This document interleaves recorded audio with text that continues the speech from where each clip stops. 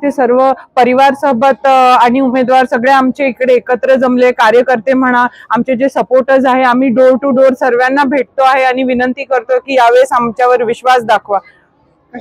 Sir, मुद्दे अनेक आहेत, रोजगार आहेत, सुरक्षा आहे, शिक्षण आहेत, असे अनेक मुद्दे आहेत, त्याच्यावर आम्ही बोलतो आहे। सर, शहादा तळोदा मतदारमध्ये तरी काँग्रेसला खूप चांगला रिस्पॉन्स मिळतो आहे। आम्हाला लोकांकडून दिसून येत आहे की सगळ्यांना बदल पाहिजे आणि नक्कीच तो बदल यावर्षी घडणार आहे।